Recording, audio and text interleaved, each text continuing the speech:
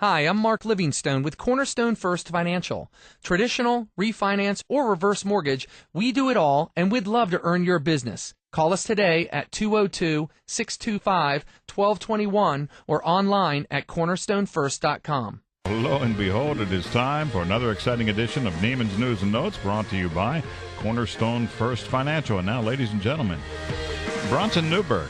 Fred and Andy, listen to Nehman. Nehman is right. Thank you very much. Wow. Right. All this talk about oil and why we're so dependent on oil these days, why we can't find a cleaner, cheaper way to power our cars, got me thinking about those poor people in the Midwest, Fred, where you live. Not so poor now with came from. Corn at $7 a bushel. I don't think they're poor. Why isn't there better technology out there to stop the flooding? By that I mean something a little bit better than the sandbag, which has probably been around since the medieval times. Yeah, okay. Yeah. I mean, what do you think that today we could have something that's just quicker, better, more efficient?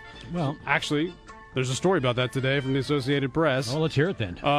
One is aluminum-based, technology that is aluminum-based, Yeah. and you still have to fill it with sand, but it's a much wider path that it can block water from coming in. Mm-hmm. Right. It's about 4 feet, and the other one is rubber, and it's a big tube, and actually you fill it up with water.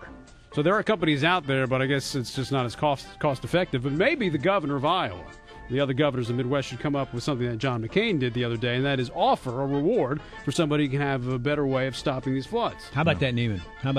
I will tell you this, having lived through the floods in '93 when I was still in Congress, there are cities like Davenport that refuse to build a levee because it obscures their view That's right. of the Mississippi, and they say we need that for tourism. Now, I don't think of Davenport as the first place I would go on vacation, but they do a very brisk business on the river there.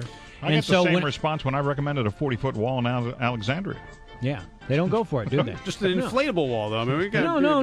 that. They don't want to do that. Let's head up north to Canada, where a mom-to-be, 8 months pregnant, chased down a drunk driver and pinned his vehicle until the cops arrived. Dude was dragging a garbage can down the street when he rode up to the curb and veered onto oncoming traffic.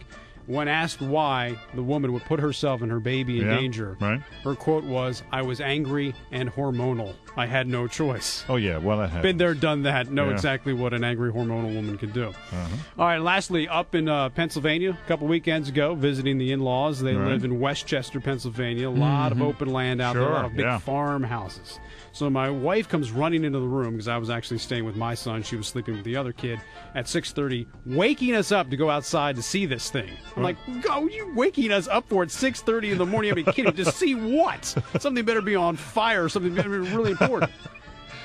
There's a hot air balloon in my in-laws' front yard. Yes. A hot air balloon. It happens. I'd wake you up for that, Neiman. How often does that happen in your home? It doesn't happen. It was amazing to see, but what is a hot air balloon doing in your next door neighbor's yard? Oh, yeah, it happens from time to time. Yeah. They have these hot air balloon tours that And they launch up at like 5 o'clock in the morning. You have to when the wind is very, very calm. They land wherever they want to. I had one land in my yard. Are I you have kidding pictures me? of it. You know how I swear. angry I would be if a hot air balloon landed in my yard on Why? a They're Saturday beautiful. morning at 6 a.m. Hey. You know how loud that I'm thing sure it was was? very colorful. It was very Nice way to colorful. wake up. It certainly is. Yeah. Apparently what they do is they stock the balloon with champagne in case they land in somebody's yard and they wind up giving the owner of the home champagne. They stock the balloon with you got champagne drunk, in case huh? it crashes. Sorry for landing in your front yard. There you Little go. peace offering. I just All right. found that to be amazing. All right. Well, thank you, Brian. Back to you. Outstanding job. His name?